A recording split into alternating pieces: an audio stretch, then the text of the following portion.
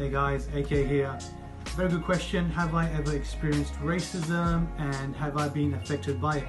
Very simple answer, yes. But I also believe that we have all experienced racism in some kind of shape or form. Couple of quick personal experiences.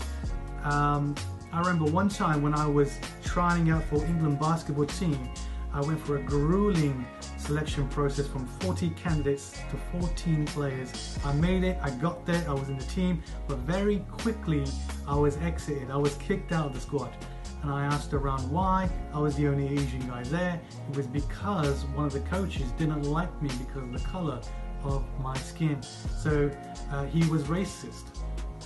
I remember another example, one of my bosses, one of my managers in fact, she was giving me all the hard jobs, maybe come early, leave late, all of that jazz.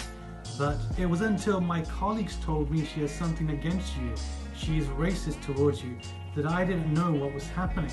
So have I experienced racism? Have I been affected by it? Yes. But the bigger, the better, the bolder question is, how do we respond in the face of racism? And my simple, godly answer is this, that we beat racism through love. So we aren't born racist, we are taught racism. So when we live through life, we need to see everybody as how God sees them. And how does God see them? Well, He sees them in Genesis.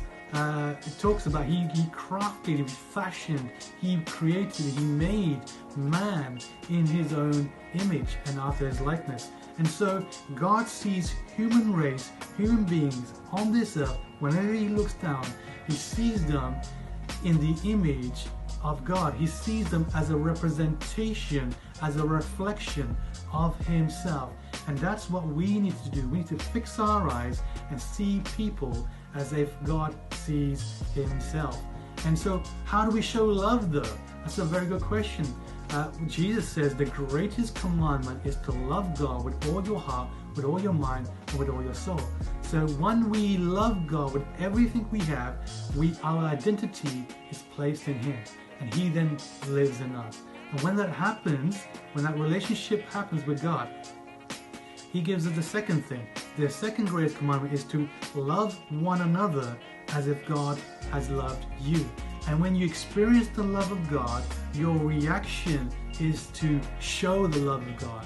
And that's how we are able to love one another. So when we are in the face of racism, we defeat it by love, by the power of love. And that is all I have to say. Thank you so much for listening. God bless you. And let's keep this conversation alive.